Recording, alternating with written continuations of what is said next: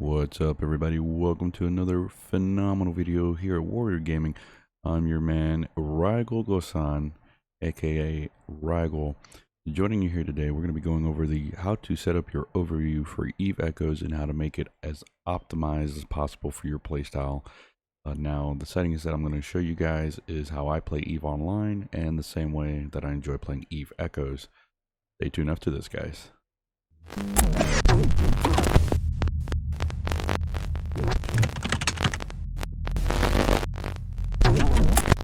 Welcome back, everybody, and again we're going to be going over setting up your overview for PvP, PvE, mining, etc.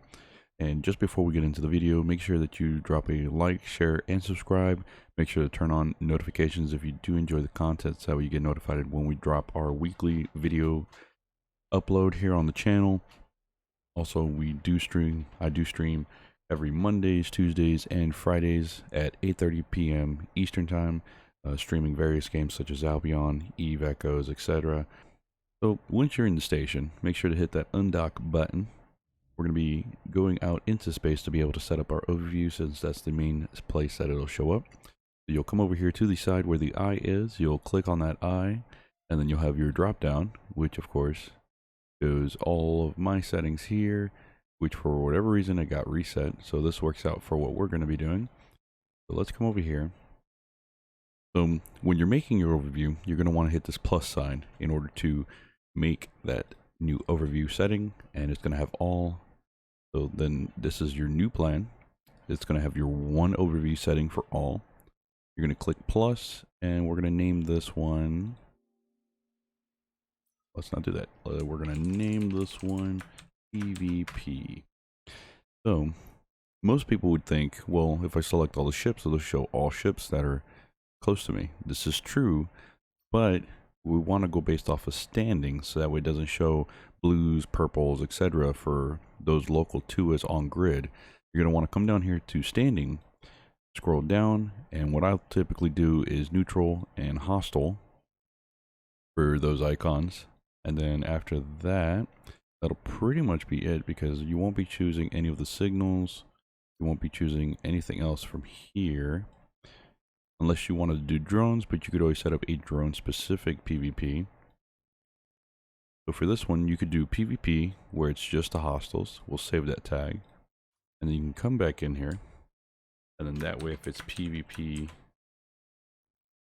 against everyone, you can do PvP all, to where then you can select neutrals and hostiles. Save.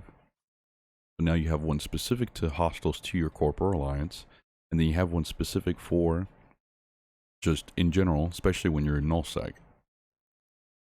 And the same thing can be done for PvE. Let's do PvE, because there might be a little confusion on how to set that one up. So you'll set up cosmic anomalies, which will be your signals for the PvE locations.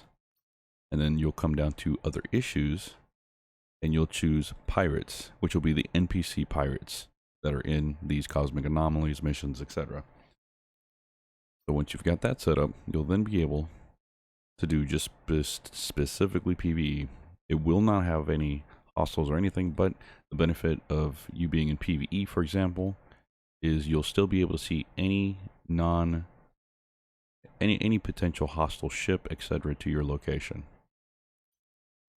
So even if you're here PvEing, ratting, you'll still see anyone that's on grid that is a player themselves, as long as this isn't completely filled up. If someone does pop in the grid, then you just switch to PvP or PvP all. And as you can see, it shows the neutral Cryos here on grid to me, but on PvP, where it's only for red specifically, it will not.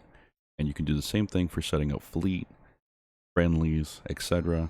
And then that way you can have multiple filters for multiple purposes.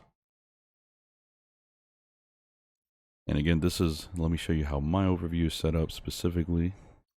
And my overview, as you'll see, is set up specifically with fleet, friendly, loot, mining, pod saver, which is something from EVE Online.